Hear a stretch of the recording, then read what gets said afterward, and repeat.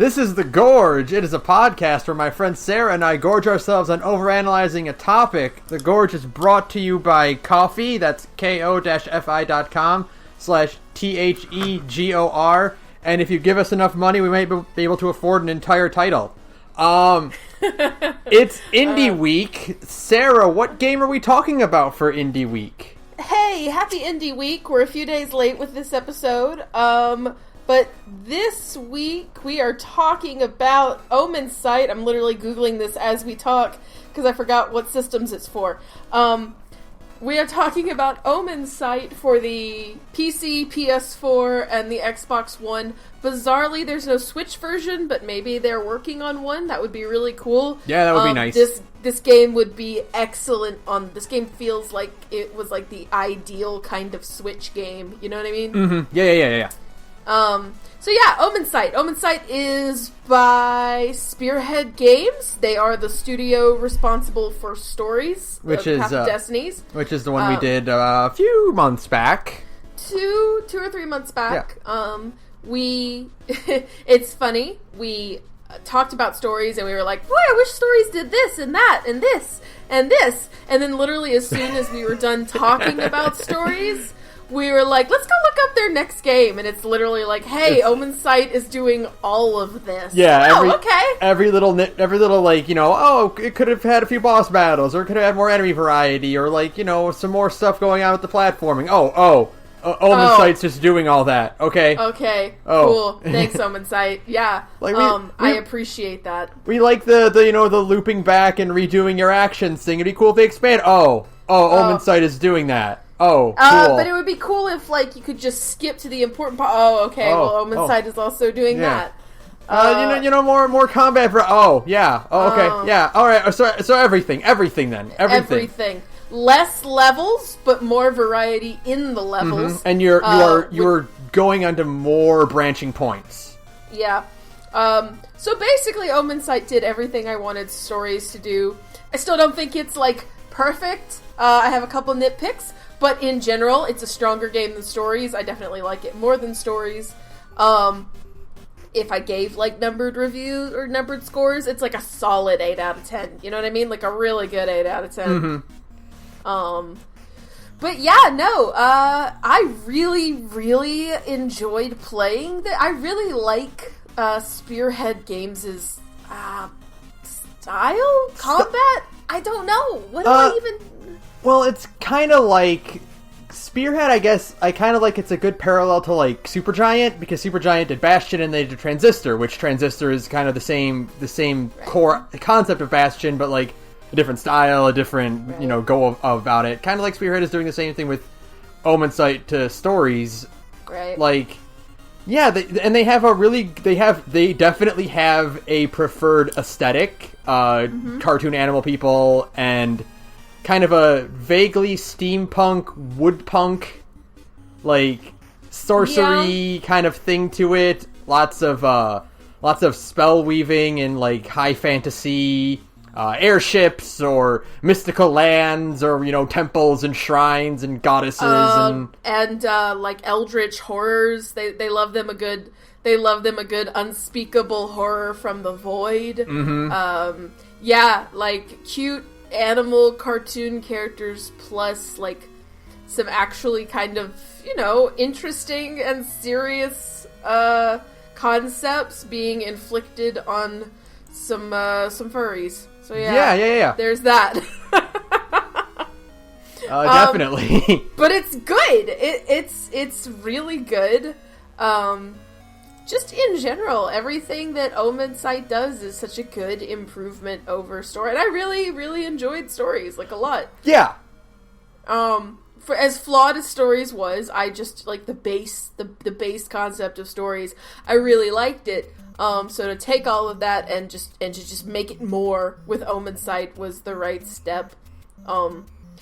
It's really pretty. I know that we don't really talk too much about like graphics and stuff on this because we're more of a like lore and the actual game itself thing. But I took a bunch of caps that I'm probably going to post on Twitter after this goes up, or like after we get done recording, I'll post the 2 caps I sent you. It's just there's a few shots in this game where the camera does a little swivel, and it's like, boy, that's a desktop right there. Yeah, that last area. Oh my god, that last area though. Yeah. But like a lot of like the wooded areas and like the prison you go to, where Radika is kept, I like that. I love that design a lot. It's like they do a very good job of like creating these cool areas that you kind of don't mind going back to, because like you approach them in different contexts, like different times of the day or different points in the timeline. So like, oh, this will be on fire this time that you go here. Yeah. Probably one of my favorite moments is when you, in like the second or third act, you go to the Crimson Woods again with Draga, and it's instant, like that's where the like Radika has her last stand kind of thing. But you, instead of going at night when everything's on fire, you go in the middle of the day, and it's like, you know, it's redwood trees and snow, and it's, you know, blue skies, and it's really beautiful. Yeah. Just like the color contrast and stuff is just incredible. It's all very smooth looking. Unreal 4 games have such a distinct and easy to pick out look. Yeah. Even if we're talking about like things with a really high sense of realistic fidelity, and then like things that are more realistic but still cartoony, like Edith Finch, and then you have all the way cartoony like Stories and Omensight, which both run on UE4. It's funny, all of these games have very different aesthetics, and yet I can always look at them and go, that's UE4 right there. That's Unreal 4. You can look at that lighting and be like, oh, I know that lighting. I know that lighting. I know what engine that lighting's from. Yeah, I know those smooth textures. Yeah. I know that look. That's UE4. You can't hide it, guys. And I mean, I don't mind. I just think it's really funny that I could, like, you know, there's a bunch, like, you know, like horror games, UE4 horror games, there's like a subgenre all their own. Mm-hmm. And somehow I can look at one of those, like, I think Allison Road is being made on Unreal 4. And so I can, like, look at Allison Road, and I can look at Omensight, and I'm like, same engine. Yeah. I can just kind of tell. But hey, UE4 is incredibly versatile if it can do that. It's super cool. Yeah, and, you know, beyond that, the engine, like, Spearhead's design, like, it's so good. Aesthetic, their characters are great. The Harbinger has one of the coolest designs for, like, a protagonist. Like, if you're as her armor levels up and it gets more, like, elaborate and beautiful, oh man, it's so cool. It's so beautiful. The only nitpick I have about her design is that her last sword is, like, her least cool sword. The second to last sword is her coolest. Yeah, sword. it is. It's so cool looking. Like the hook thing. Yeah. Like the cool. It's just the coolest. Every time a JRPG, I think like Titus gets a hook sword. That's like his primary sword, the water sword, right? Well, no, I mean, it has like a hook at the end of it, but I'm talking like a real hook. Oh, you know what I mean? I know the one you're talking about. It's like, I think it's like red. Yeah, that one. Yeah. Anytime a JRPG or like any game gives me like a cool hook sword, they're like deeply impractical, but I just think they look so neat. I don't mind. Mm-hmm. So when I got that upgrade, I was like, yeah. Isn't there a Bleach character who's on Pakuto as like a square? Like the blade bends at like 390-degree angles. Probably. Almost certain. There's so many stupid ass swords in Bleach. And that is a tangent, but there's so many stupid fucking swords in Bleach. Maybe like Saezel or whatever the fuck that guy's name is, the pink-haired one. Anyways, that's a tangent. Omensight, hey, that's what we're talking about. Yeah, it's like I mentioned at the very beginning, like everything from Stories has been improved. The combat, there's way more options in combat. You're given like a far more abilities, some really cool abilities, the time stop, the grabbing, DMC style combos based on input. Yeah, some of that. I mean, because we've been playing a lot of Devil May Cry lately, too, and I was just like, in loading screen, there's, like, a loading screen hint, and they're like, if you chain, it's 2 heavy attacks and a light attack, that's the high time you were telling me about. Yeah, that's how you do it. And it's like, that's high time! Yeah, okay? So I going through the, like, I didn't get that till, like, the 3rd act or so, then I'm like, I did that combo, and I'm like, that was a high time. That was a high time. Just straight up, that was just a high time I just did. We are just in Devil May Cry now, and then suddenly it's like, oh, okay. You when it clicks that you can kind of like vary it up, and you start getting like unique combos and stuff. Mm-hmm. It's like, oh, this actually kind of rules. Yeah. Like, and I really like the Arkham Asylum style, like where you snap around to different enemies on the battlefield. I've always liked that. I don't know, it just feels really punchy and very kinetic, so you're not just kind of standing around waiting to hit something. Combined with a really good dodging system, where it almost feels kind of rhythm gamey. Well, I like that they like one of the loading tips is like, hey, you can dodge out of anything. You can dodge out of anything. It's awesome. You can literally cancel any move or anything you're doing. You can dodge cancel it, and it is always, I don't know, it's so useful. And then I like too that they punish you for spamming the dodge. You can't take an action after 3 consecutive dodges. I think that's really cool because Harbinger has to do her fancy little flips and stuff. Yeah. And so it makes you be really smart, and there's a lot of interesting battlefield management going on. Bigger fights get a little too chaotic sometimes. Yeah. When you are against the Rodentians, I think is the worst. Because the Rodentians have those... So the other thing, quick tangent, is that I love that there is way more enemy variety in this. Yeah, oh my god, it's so much better. There's way more than just the Ravens that you fought in stories. The Rodentians and the Pegarians have different enemy types. Yeah, and they're really distinctively themed, which is really cool. Like, Pegarians they have magic and they're heavy sword wielders, and then Redemptions are more crafty kind of guys. Yeah, and then of course you have the Ciphers as well, who are a completely different enemy type than either of them. Yeah. But like, when you are fighting the Rodentians and you have the alchemist ones that throw the poison vials at you. Yeah. And it's like, okay, well, I guess I'm going to be doing this for 20 minutes because... See, the problem, and I found this out when I was playing it last night, and I played it today. I finished it like an hour ago. I realized the problem is that because... with at least on control, and the game, by the way, encourages you to play with a controller. When you start the game, they're like, "Hey, this game is better played with a controller," and it is. Except for the fact that on a controller, it's harder to when you're doing like the dodging thing, and when you're trying to attack a specific enemy. It's harder to make the Harbinger go in the direction you want to do. So sometimes you'll be in the thick of battle, and then the little green circle will appear that'll be like, hey, there's going to be a poison gas bomb right here, and you dodge out of it, but then something else comes towards you, and you end up, to avoid that attack, you dodge backward right back into the poison thing. And because the game has kind of got that sticky combat where it magnets you to different enemies, sometimes you have a hard time avoiding those AoE attacks, and it can get really, really frustrating really, really fast. Especially because the alchemist types can have shields too, and then you have to heavy it. So the one thing I do think is really weird about this style of combat, and this is a video game thing, which is, any other game is like, this enemy has a shield, you have to do the disarm move to knock their shield away. Like Stories had a disarm move. Yeah, Stories you had to use the grappling hook to pull their shield away. Yeah.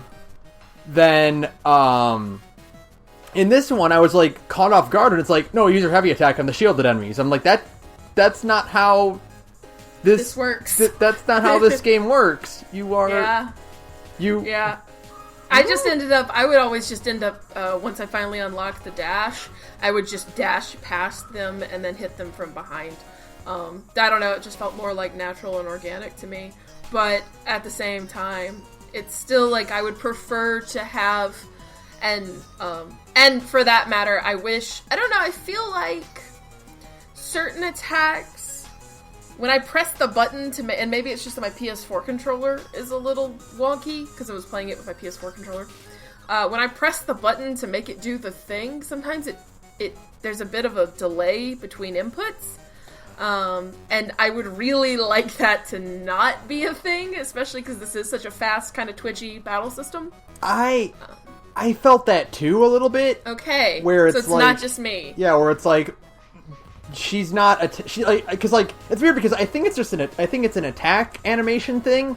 Yeah. Because my dodging was always on point. Like you dodge immediately, but like her attacks have a lot of flourish and wind up. And it's like, not the time, Harbinger.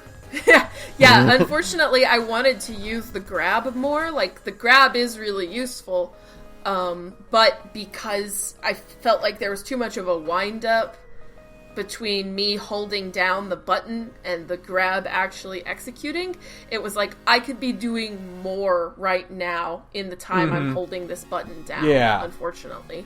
But there's still enough interesting variety that with a few hiccups, it's still, there's still a few attacks that don't really become viable with the way the game is kind of made.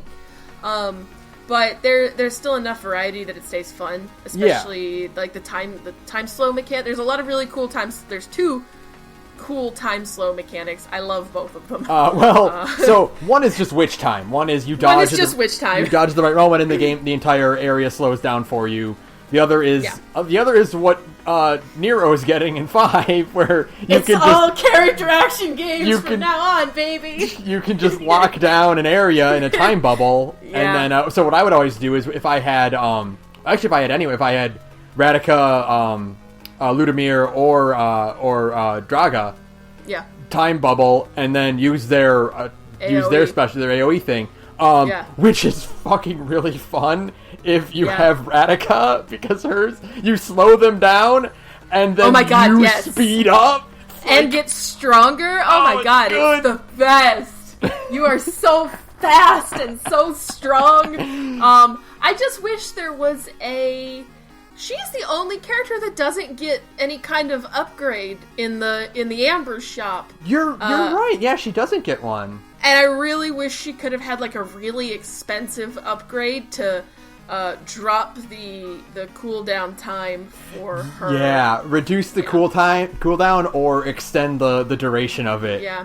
Because her cooldown time on her assist is ridiculous. It's very big. It's like 45 seconds, which is really long in this game.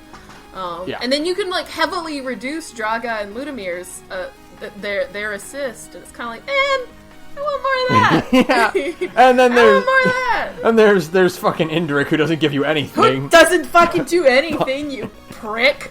You douchebag. Indrik becomes the Firebird, and he's like all powerful, and I'm like, oh cool, I'll get like a really, really cool attack that is just like nuke the battlefield. No, Indrik doesn't wanna.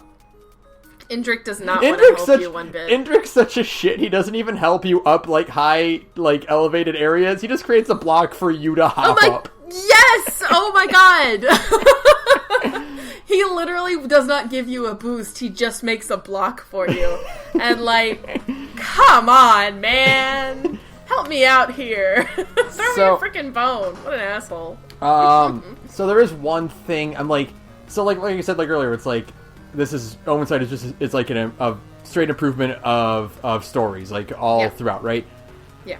It's just stories but more. And the one thing that I'm like, I wish there wasn't more, and I'm kind of like on the fence either way. I miss the narrator from stories. I really liked that it was one voice actor, because the voice actor is in Omensight. He's Indrik. Yeah, and I think he's Fiobor, the bartender. I think that's him too. Maybe I'd have to listen because he doesn't do an accent. He does a different accent with Theobor, and so I can't tell for sure. But Indrik is just the narrator's voice. It's literally just the narrator from stories. Yeah. But I thought it being one voice actor that does all the narration and all the dialogue was a really cool thing. Mm-hmm. I don't know if the reason I don't know if I like it more is that I don't think it would fit very well in a game that is more in depth like Omensight, you know? I don't think it would fit, especially because we would then lose Radika's excellent voice actor. Oh my god! She's really good. She's just really, really good. Mm-hmm. She's that tiny, spunky voice. But she can kind of shift to more conniving sounding really convincingly. She sounds great. I mean, her and Indrik are the standout performances. Draga is fine. Ludimir is terrible. Yeah. Ludimir has some really bad... I don't know what happened with his voice direction. And I know that, the Omensight devs, really pay attention to social media, so I'm, sorry if anybody is listening to this. But I don't know what happened with the voice direction for Ludimir, because, all of his inflections are just wrong. I think what it is it's very clearly not his natural accent. And for the other characters, it feels a bit more like they've either practiced their accent more, or that is their natural speaking voice. Yeah.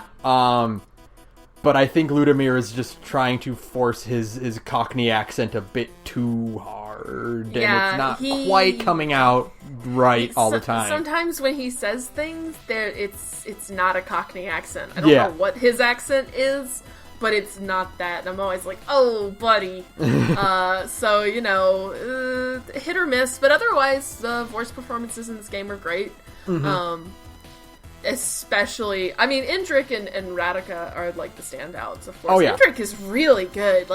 That guy is just excellent. I want him to be in way more stuff. I want him to be in everything. He is so good. He's so, he's such a performer, you know? Yeah. Oh, yeah, absolutely. He can just sound so ostentatious and very, regal, and then just as easily switch to sounding more, reserved and toned down. And, I love it. Sarcastic and snarky. He does that such a great, aristocratic snark, you know? Yeah. Oh, man, absolutely.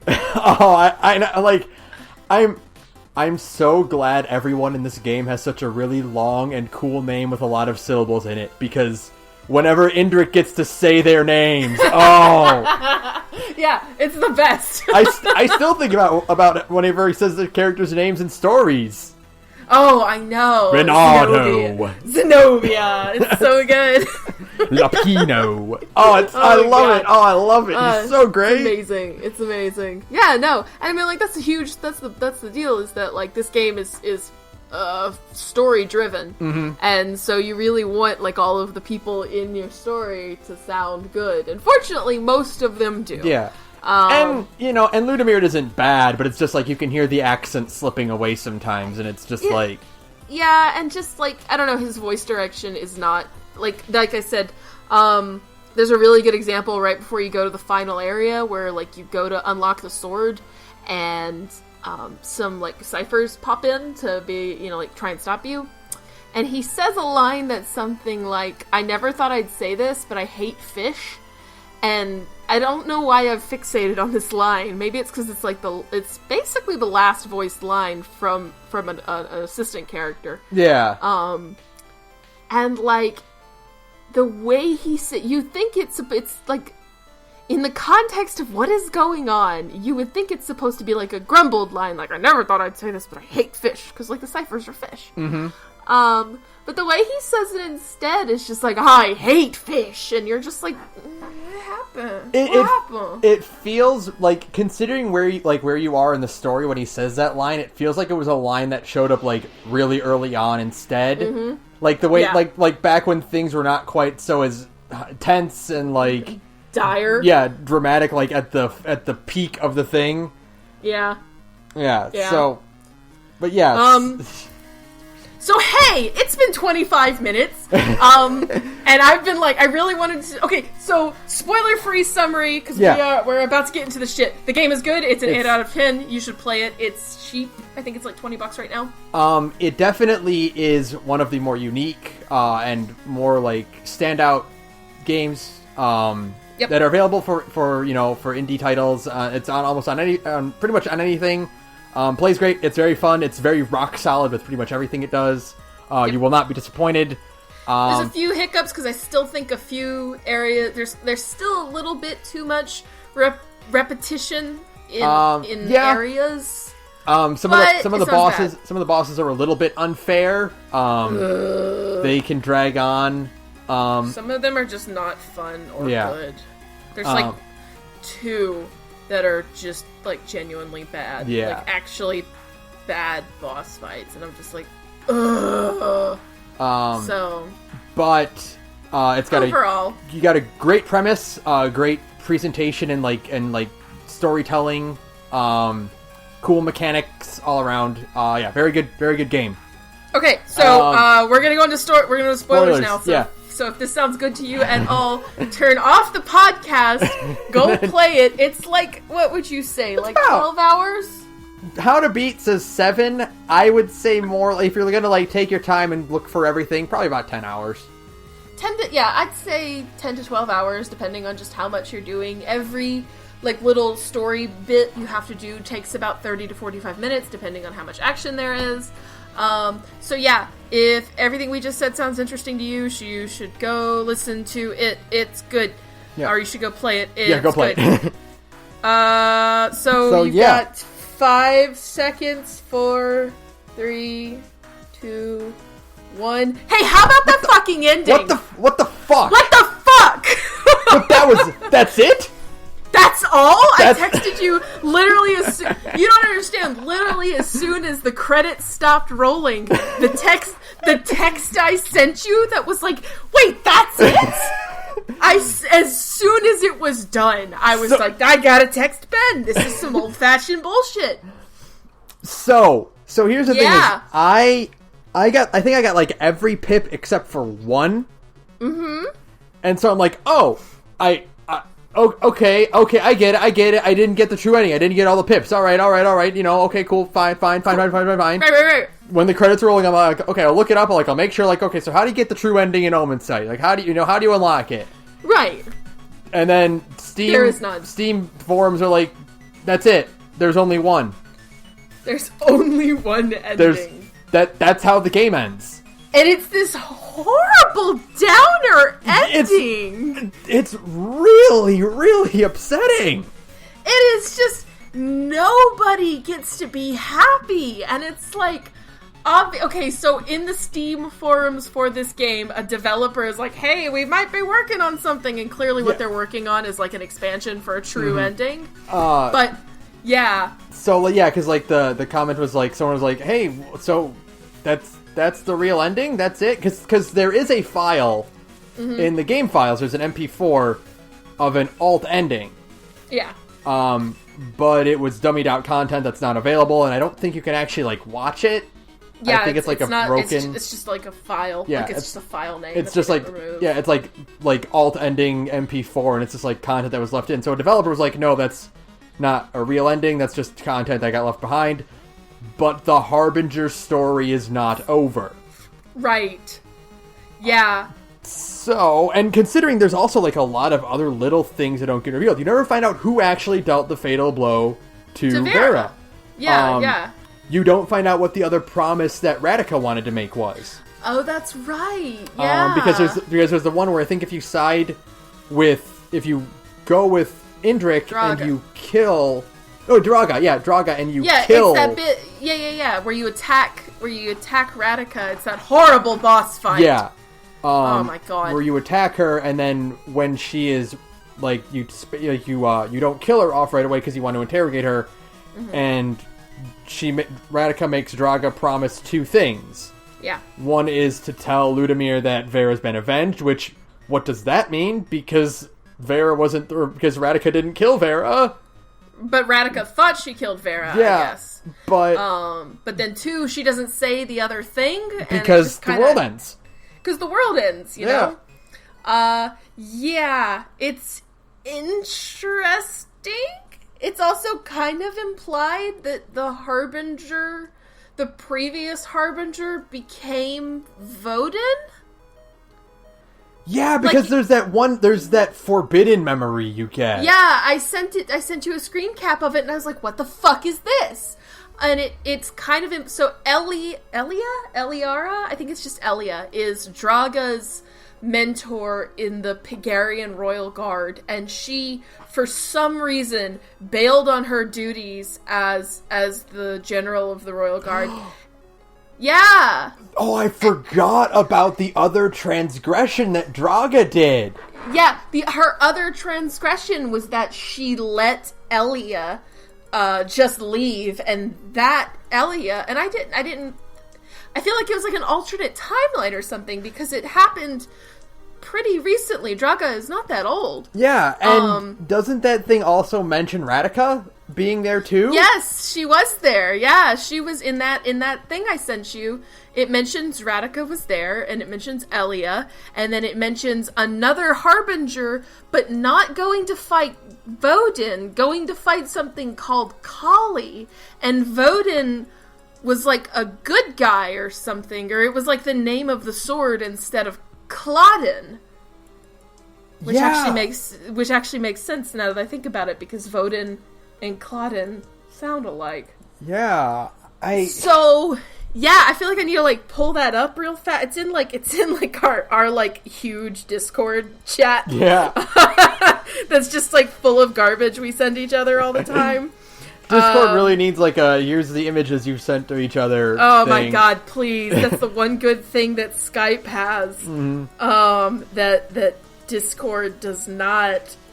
Hold on, keep talking. Because there's a bunch of weird shit, yeah. But like there's so many like little details that don't get explained or like aren't quite answered, and then you get that ending where Radika becomes the Deathless no matter what you do.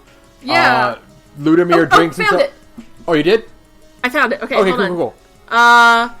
So gently Elia returns so it is still Cladden. Gently Elia returns Cladden to its pedestal. Are you certain this is the only way? She asks. The Harbinger, the Rodentian Radika, and General Elia had just defeated Kali, a being of tremendous power, a horror that surged from beneath the world. But at what cost? The battle caused a massive shockwave, spreading across Rodentia, ravaging the land, killing many innocents. And the Harbinger, only the power of a god could oppose another god. With Claudin in hand, the Harbinger unleashed Voden's power on the invader, and such power always comes at a price. The Harbinger became tainted by the void. Already her aura grows darker and colder. Now, thinking about that, and thinking about what you fight in the final battle... Yeah, so is that the previous Harbinger? I mean, it would have to be, because she uses the same moves that you have. Yeah, absolutely, and yeah, so... But like, the whole game is about who killed Vera, and you never find out!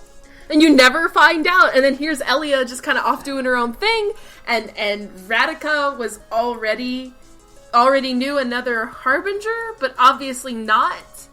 So, what happened? Yeah, and how did Fiobor know, like, everything? He's so familiar with the Harbinger.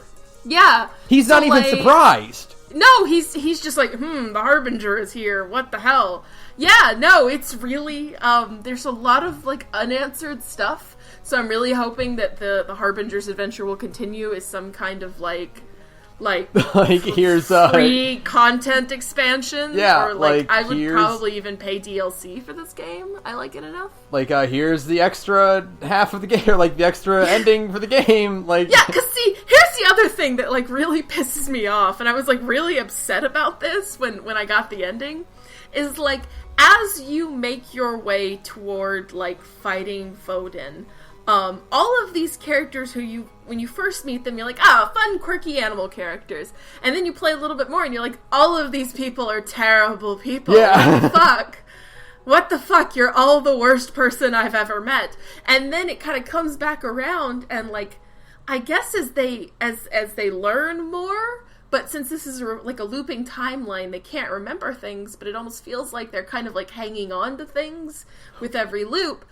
Because they soften. They get a little bit more rational. Indrik especially. I was, like, really compelled with Indrik by the end of the game. And I was like, Indrik is a huge asshole. But then, like, as you're going to get the Seal of Claudin, he's, like, really softened. And he's like, oh, God, what have I done? And his apology to Ludimir is really good. Yeah. He was just like, I thought I became strong, but becoming Emperor broke me. And I wanted to break you, too, as, like, a way to get back at this world. And it's like, oh my God, that's actually pretty good. What I think is really, really interesting is that all four of these characters are very familiar with each other. Yeah, they all know each other very well. Like, even before, like, knowing, like, well, apparently Draga and Radika hung out before. Right. Draga knows Radika not as just, she's the leader of the army, but, like, she knows her as a person. Yeah, and so does Ludimir. Radika is the one who brought Vera to live with Ludimir and his family when they were kids, which makes me like, how the fuck old is Radika? She looks like 16, but well, she's a mouse. She's a mouse, I know. So she's just tiny, and maybe she's actually just like actually really old. Who knows? But yeah, what kind of cheesed me off about the ending the most was that we were getting to see these characters soften, and especially with the final act, everybody is coming to terms with all of their shittiness, and they're getting better, and then the game ends, and everybody bad ends. Literally everybody bad ends, and you're just like, no. So I thought about it, like, today, like, after I would think about, like, just, like, processing it all. The loop before you do the final loop, like, the loop you get the seal. Yeah. That's, like, the path towards, like, the best ending. Yeah, because everybody's working together. Yeah, because, Indrik, like, will not fight. He's trying to get every Rodentian to stop fighting. Yeah. He won't attack people. He's brokered peace with Ludimir and Radika. And they're all going to work together towards this. Yeah! And then the next loop you have to do the Ludimir path to get to the seal. Yeah. And there's no peace, there's no cooperation in that one. Yeah, you can't get... I guess it's just the nature of, like, the time looping shit, but also, like, everybody was starting in the loop with Indrik. Everybody was starting to do good, and everybody was cooperating, and Radika and Indrik were like, fine, we'll call a truce, and we'll try to figure out a way to solve this war without everybody killing each other. And Indrik apologizes to Ludimir, and he's more, like, gracious towards Draga, and you're just like, cool, here we go. Like, I was thinking, like, all four of these fuckers are gonna come help me fight Vodin. No, it's in the end you are alone. In the end you are alone, and it all ends poorly. And all of your friends die. Your friends die horribly. Except for Radika. Who becomes deathless, which is basically the same thing. Like, her personality is gone, and she's just, like, revered as, like, an evil death god. It's like Radika became the Deathless, and, like, because of her actions, the resources were dwindled and the war ended out of necessity. Like, well, okay. I guess, like, she can regain control of herself, and, like... Maybe. I guess that's one way to get peace, and then it's like... And then Draga died in battle, and she was revered with a big statue, and I'm like... she went out as a hero, and then Ludimir got drunk and was pushed off a bridge by Rodentians. Oh no! And then Indrik is killed and replaced with another king who and they make a point. They're like, and then there was peace for a time. Yeah. And they're like, come on! And there's not Game of townspeople. It ends like that, and there's not even, like, the witch, like, something's wrong with this, or, like, you know, like... Yeah! It's just so shocking. It's such a fucking downer! It's like, comes out of nowhere, like, that was not the ending I thought this was building towards. I thought it was going to, like, build towards a big jolly cooperation between the four of them, like... You know, the final battle is going to be, like, you get to tag along with all four of them as you make your way through the portal, and, like, they're jumping in to help you out, and then, like, I'll handle it here from... Yeah. You know, like, Indrik's like, I'll hold them off here, and then you go on ahead, and then, you know, Ludimir jumps in after him, and he's like, I'll help you get through this, and, like... Yeah. No! You just go alone to fight the evil hell monster, and then it's like kind of implied that the Harbinger is like also because they're like, you know, like that doesn't come without a price, and you're just like, oh, so even the Harbinger is fucked. Alright, that's cool. This is sad. Yeah. It's depressing. It's just so like it's such a downer ending. I'm not even sad because I'm more like shocked that like, oh, what? What do you mean? So all of this horrible shit happens. No one makes it out okay. What? No. Yeah, it's like really. It is like shockingly downbeat is the thing. Like it's not. It is not a hopeful ending. Like. At all. Like, everybody is fucked in one way or another, and you're just kind of like, but we were doing so good! Like, everything was working out! We were gonna make it! We were gonna do it! What's going on? This is horrible! Oh no! Like, not even, like, stories didn't end, like, on a, like, super happy everybody lives and everything is okay ending. Like, it mostly... But it had, like, it was, you know, Zenobia and Reynardo riding off to the sunset together. Yeah. You know what I mean? Like, you know, it was more like an esoteric happy, like, well, these two are okay, and, like, you know, whatever else is going on, fuck it. But... Right. But... I know! They all die! They all die! Everybody dies. It's horrible. Oh no. You can't do that, Spearhead. That's so rude.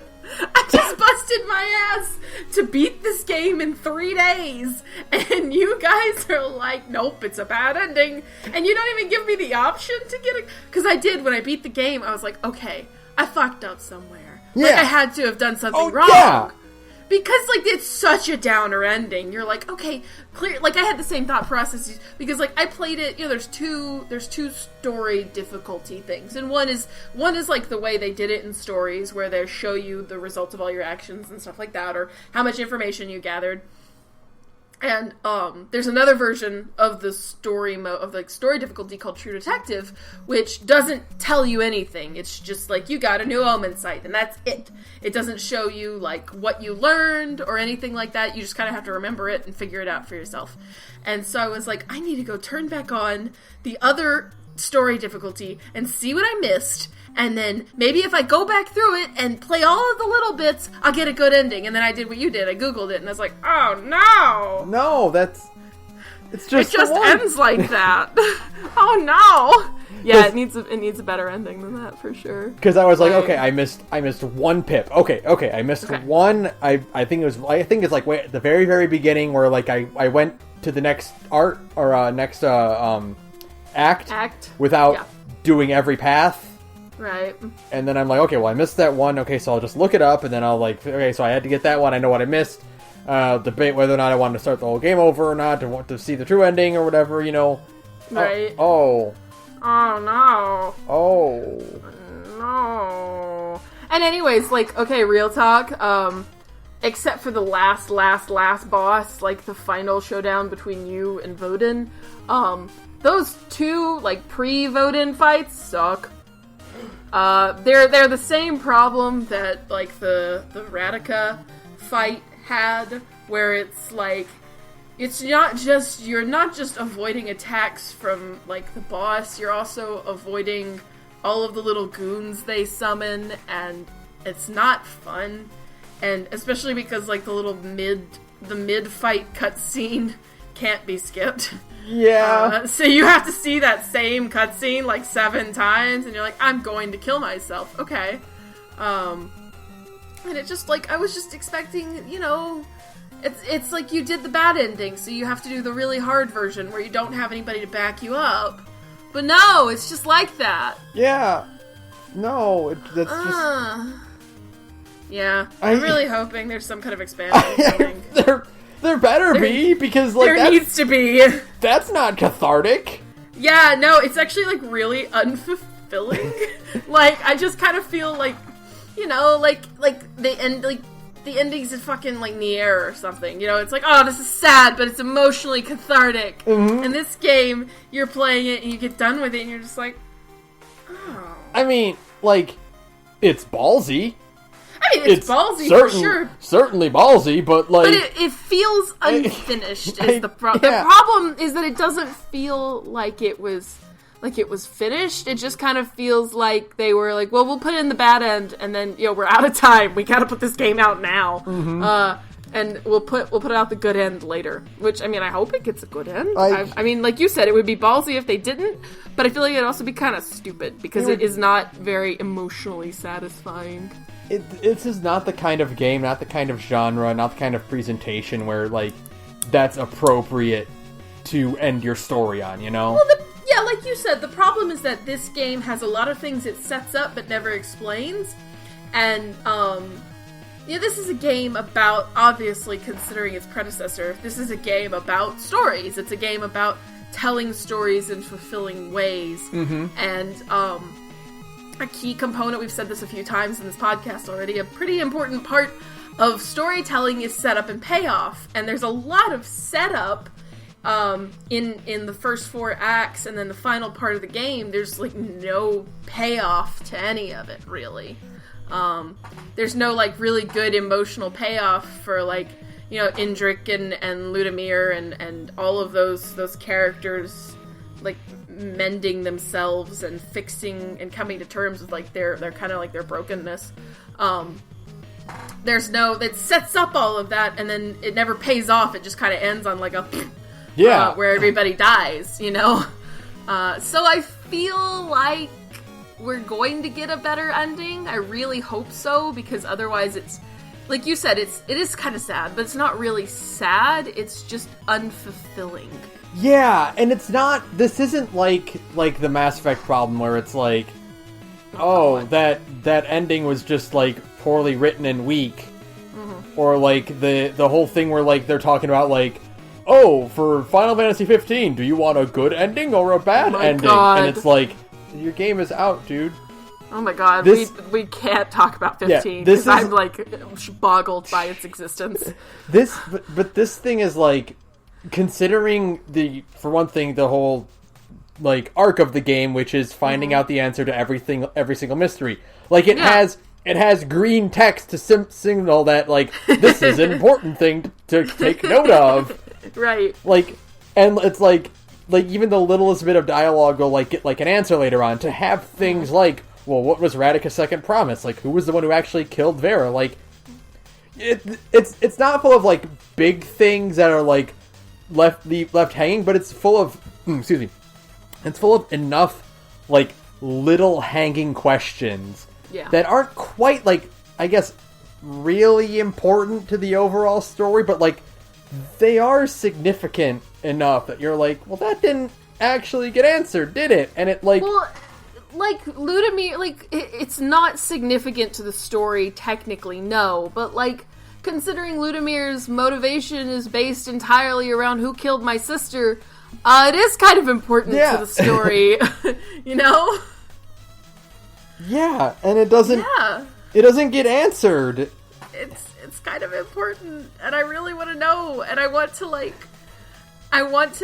do the steps to get a good ending. I am willing to put up the fight to earn my happy ending, because I feel like we were really like going to it, man. We were there. It was like, well, we'll figure out peace, and we'll mend our broken relationships, and we'll we'll find a way to do better. You know, we'll stop stop lying, stop manipulating, just be a better person. Speaking of animal people, yeah. And like, yeah, man, it was going there. It felt like that's where we were going with the story, and then it just veers off in this other horrible direction. And I just want that satisfaction. Like considering your predecessor, considering the stories, and considering like the nature of like the story these guys clearly like telling, you know, the constant loops to figure out how to get the best possible answer, you know, right? Like, you know, keep going back and trying it again and again and again, and to get like the best outcome for everyone. Right. I almost want to say this is intentional. Yeah, I could see it, but at the same time, it like there is the implication that there's more coming. So like, but I mean, like that's what I mean. Like, it's intentional to end it here, so that we as the audience are like, what the fuck? Right. Oh, okay, I get you. What? And then like a few months later, here you go. And then here's a free, you know, pack of you know, bonus content that it's like, go back and do it again. Right. You know? Yeah. Like, yeah, I could see that. I really feel like, and like, especially since the devs say the Harbinger story is not over, that means they have plans. They have something in mind, and hopefully the game has sold well enough to give us our happy ending. Go ahead. I'm gonna say, like, I mean, like, it's reviewing stellar. Yeah, like, it's doing incredibly well. Yeah. Yeah. So I don't think that's the problem at all. I just hope like it happens soon. So yeah. And like, my thing is that I feel like the ending we get feels like in stories, right? You get an ending that isn't optimal. It feels like that, you know? It feels like an ending you would have gotten in stories that was like, okay, this is technically an okay ending, because it didn't end in the apocalypse, but you can do better, you know? Mm-hmm. That's what it feels like. So it feels like maybe they're setting it up for some kind of, in, you know, a couple months, we'll get like an expansion that's like, here's the good ending for Omensight, now go have fun and finish this off and you know, save your friends' souls, basically. Yeah, basically.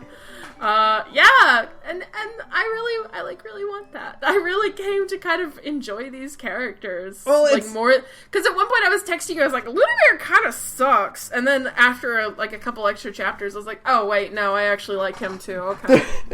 every character kind of has like a reverse, like a valley of character of endearment. Yeah, where it's like they start off like, oh man, Draga's this cool swordsman knight, you know, and she's really strong and stoic and cool and everything, and oh, Ludimir's this big badass bear, and he's got an eye patch, and he smacks dudes around, and you know, Radika, you meet her, she's playing that cool song, and like, it's actually a really endearing and fun song, and then you hear her talk, and she's got that cute voice, and and you know, Indrik is like, oh, well, he's the emperor, like, of course he's really cool, and he's regal and everything. And then you learn more about them, and you're like, oh, these guys kind of suck. Yeah, they're all terrible people. And then, but then, their terribleness kind of helps when they start being less terrible. You're like, oh, wait, I actually really like you guys. Yeah. I kind of want you to be doing okay by the end of this. Oh, no! When you find out that Radika didn't kill Vera, and she, it was more like, she had to do what was necessary to stop Vera's plan, and, it was a absolute last resort thing. Yeah. And, it's like, and then, that's kind of good. I really didn't want you to be, a horrible murderer. You know? Yeah. I didn't want you to be, horrible and cold-hearted. And, everybody kind of has, I guess, you know, just an interesting character arc in such a small game. Their arcs are so, nicely done and compressed and very just interesting as you learn more about these horrible people. And I would like for there to be more. Guys, please. Yeah. Please. I'm dying already. I'm like, oh no! This is a huge mistake. So, yeah. Yeah, I really hope that like we get an announcement for like a DLC thing or like just here's a patch and it's got 5 hours of content in it. Yeah, I mean, really, you could probably get a golden ending with an extra like 3 to 5 hours of extra content. Not even that much, you know what I mean? And you know what's really nice is like all the assets are made because you're gonna go back to the same levels again, and that's the nature of the game. So like that's of course that's what it's gonna be, but like. Everything's already made. They just need to just like write it, and then get the actors back in to do more lines. It would be cool to see like new parts of these levels, like completely new parts. If we are talking hypothetical expansions to Omensight. Yeah. Not whole new levels because that's not terribly realistic in the scope of the game. But I feel like new areas inside these levels. And like an expanded final level that capitalizes more so on having like a full roster of characters or something, or the fact that your party could be changing on the fly constantly over the course of a level. Mm-hmm. Stuff like that would be nice. Yeah, and that's not too much extra work. I just feel like if we are going to get an expansion that's like a proper ending, I would also like to see more variety in these areas. Mostly because I'm sick to fucking death of going through them. Like, by the end, like, at first, when you first start playing this game, and if you've played stories before, you're like, oh, this is so much better. There's so much more variety. There's more going on. There's different ways to approach a level. And then by the end of this game, you're like, I am so sick of this dungeon. Oh my god, if I have to go inside this prison one more time, I'm going to kill myself. And the fact that the game is kind of buggy. Like, not crippling. I wish we had mentioned that in the non-spoiler part of this. The game is buggy, but not cripplingly so. So, like, you kept having things where, like, events wouldn't load, and that right. Really sucks, because, like, that means you have to redo that level again, you know? Mm-hmm. It also had what I kept encountering, which was a loading bug, which is after clearing a level, like, a whole day, clearing the day, it would stall loading while trying to get back to the tree. Yeah. And I'd have to force quit the game and start it over. Mm-hmm. And that one wasn't that bad because like it had saved all my progress previously, so I didn't lose anything. But having events not trigger is way worse because that means you're redoing something. Yeah, I had to redo the whole, like, basically the Indrik bit, like, right before the final boss. Like, the last loop before you go fight the final boss. The bit with Indrik, there was a trigger that a flag didn't go off, and I couldn't open a door. I was just standing there, and that's like I mean, it is enough time that you don't want to do it again. It's at that like threshold of like, I'm done. It is like, yeah. You're like that's a done for today, but like first thing tomorrow, you're diving back into it. Right, exactly, and that is what happened, basically. Yeah. But it's like, you know, if you lose 30 to 40 minutes of progress, that's a done for today kind of thing. And it was there. I encountered those just enough that I was like, all right, game. I know you're on UE4, and I know you're by a bunch of ex-Ubisoft developers, so they probably have a higher tolerance for bugs, but I am about to pitch this controller through a window. So, yeah. So there's a couple bugs, little things like that, you know. But otherwise, I mean, it's still a great game. Yeah, I'd like more of it. It's everything I wanted stories to be, like, after I beat stories, you know? And there's even a little Renardo. There is a little Renardo statue. That was nice. Because, like, we were talking about that, like, before, like, started, like, when we saw, like, a trailer for Omensight, we're like, oh my god, look at this game. Like, after we finished stories, we were like, oh my god, look at this trailer. Oh, this is so cool. Like, and we were both like, we both had the same thought where it's like, oh, I hope Renardo and Zenobia are in this game. Like, I hope they just, like, show up for, like, a second, you know? I know. I guess they're not really. They're just, like, it's like a little cameo statue, and it's like, that's fine. I noticed, like, in one of the cutscenes with Ludimir, there is a fox in the back of the bar. Oh, really? But I couldn't tell if it was, like, supposed to be Renardo or if it's just a fox, you know? Fox. Yeah. Like the statue you found it's clearly Renardo. It is explicitly Renardo. Yeah, he's even in the same pose, like the same little cartoony pose. Yeah. There is a mention, we were talking about how it is clearly the same world at the very least, because in one of Ludomir's memories that you can kind of find laying around in the world, he mentions that the world, like the water falls off the edge of the world. It's like a flat planet that's floating on top of something, just like the world in Stories. So it's the same universe.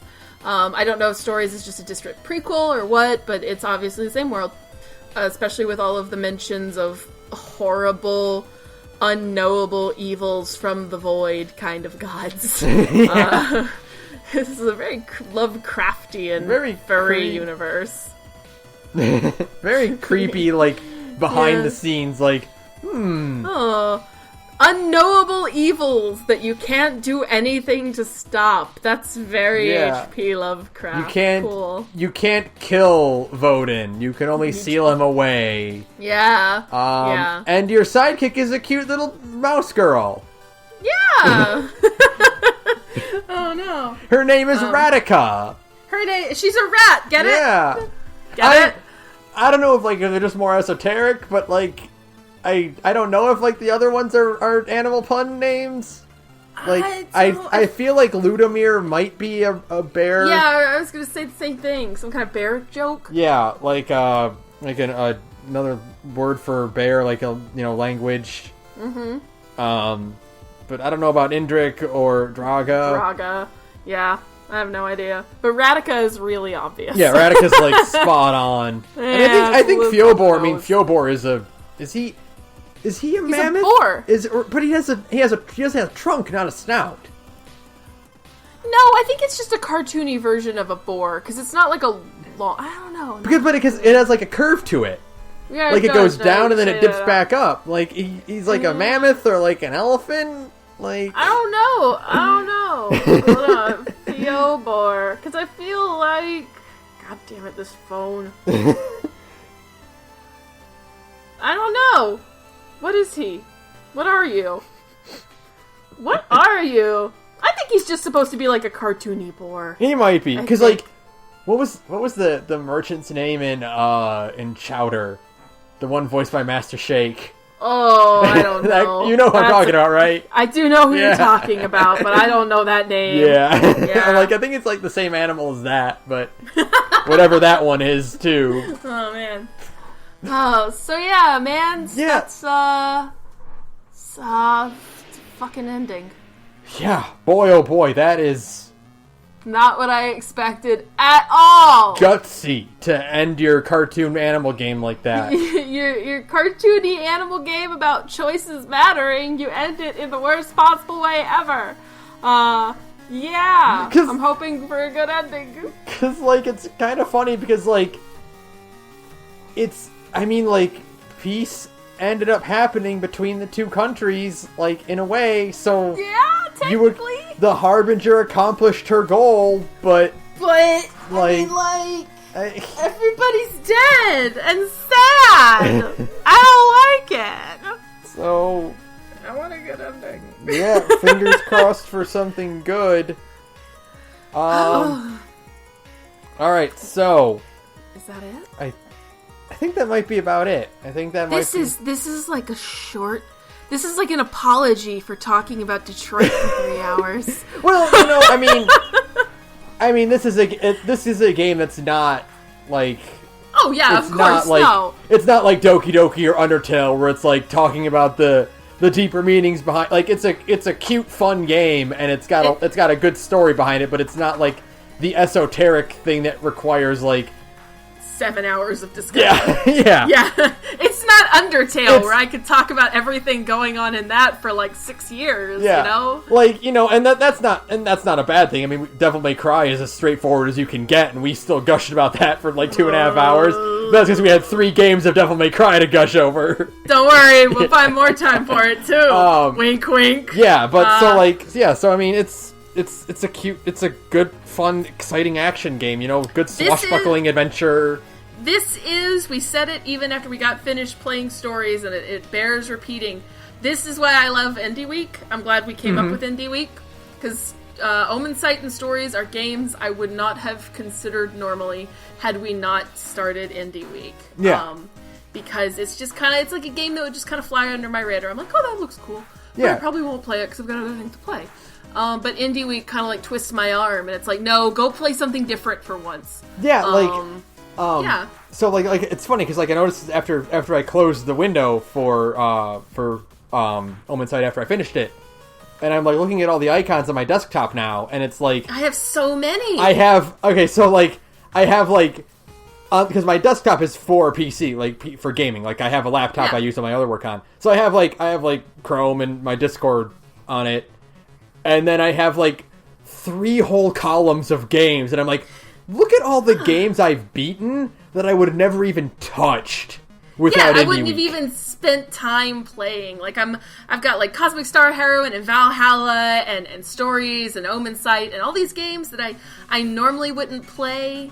And Indie Week's been really good to just kind of force me to broaden my horizons. And I'm very happy for that. It's very cool. I really do enjoy Omensight, even with its incredibly downer ending. Yeah. I think it's $20 on Steam right now. It's if you're still if you got spoiled, we didn't spoil everything. Yeah, there's still a lot of depth going on here. And plus, it's unlike Stories, which is kind of limited in its gameplay. Omensight actually is legitimately fun to play. Yeah, it's got a lot of good variety and fun action. Yeah, fun action to it. Yeah.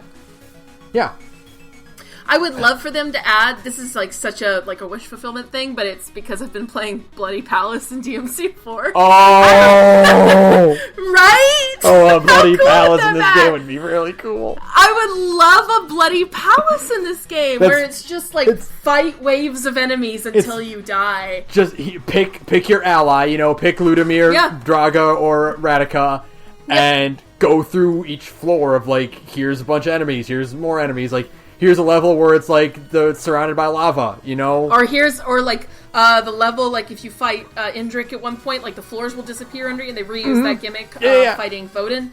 Have a level like that, where the floors are constantly disappearing, so you've always got to stay on the move. But have it just be 50 floors of different combat missions, because this combat system is just varied enough that I feel like I would actually have a lot of fun with just a side thing like that. Yeah.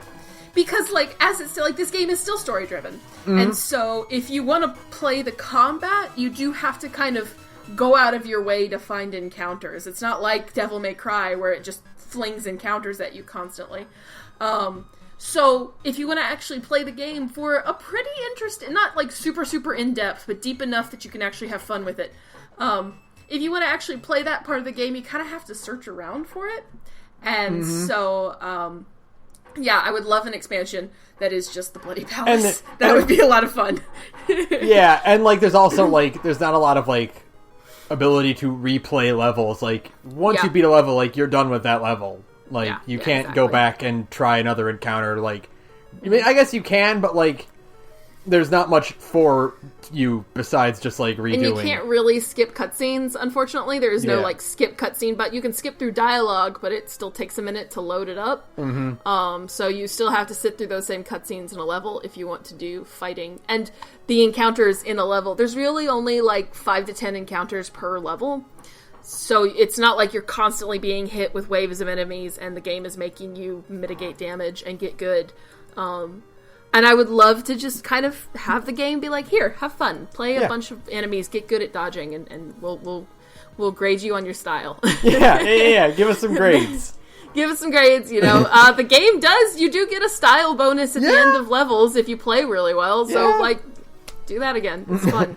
So, yeah. But otherwise, play Omensight. I would love to see an expansion. So, speaking of Devil May Cry. Oh, boy. Oh my god. The next thing we're doing is a special thing. We are doing a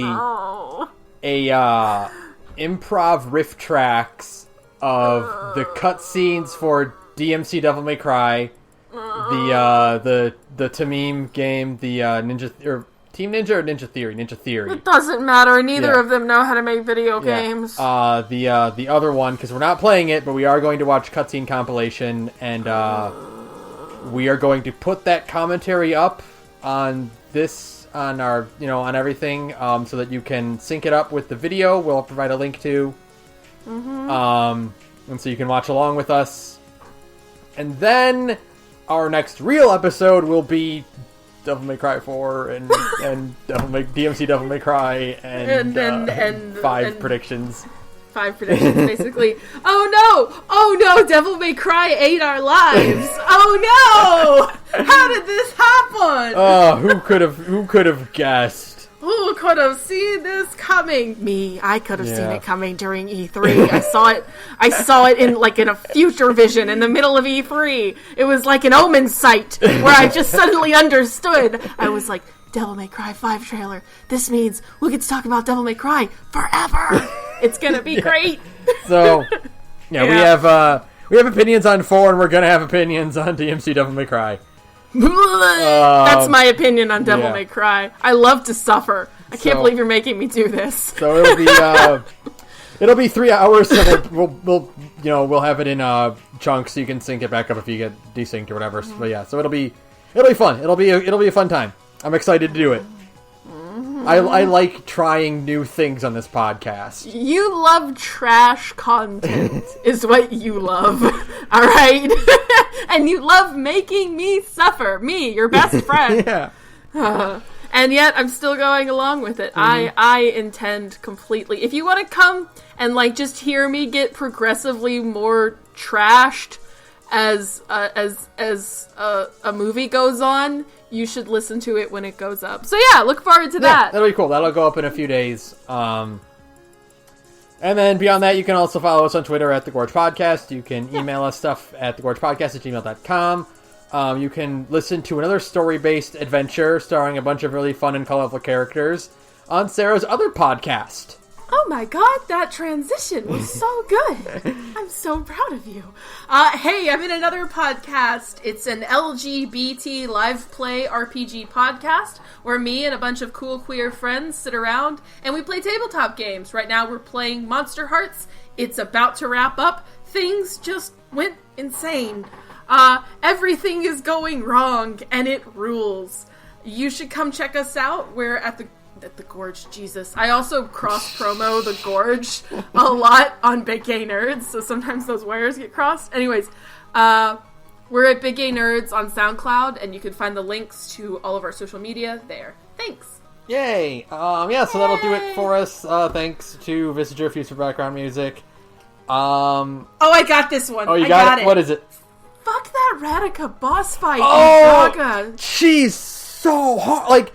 Deathless sucked. Deathless Radica I can handle. Yes. Deathless Radica I can handle. Regular Radica, she sucks. There's 2 Radica fights, 2 regular Radica fights. One is with Ludamir, and it's manageable because it's just you and Ludamir versus her, and she has these spamming area attacks, but you can still avoid them with smart counter or smart dodges and stuff like that. But it's the Radica fight with Draga where she's also constantly summoning backup, and oh god, it's so bad. It's not even this is not a case of get good. This is a case of this boss fight actually sucks. It's legitimately not well done. It's not well done.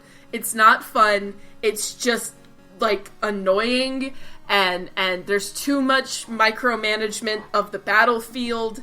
And again, it's just with fucking the Rodentian alchemists. You can dodge a Rodentian, their attack, but you'll dodge directly into one of Radica's attacks, and it stun locks you. Yeah. So it won't just hit you once; it'll hit you 3 or 4 times in a row. It sucks. I hate fighting regular Radica. I hate that fight. I hate it. It's probably the closest I've come to rage quitting a game in a little while.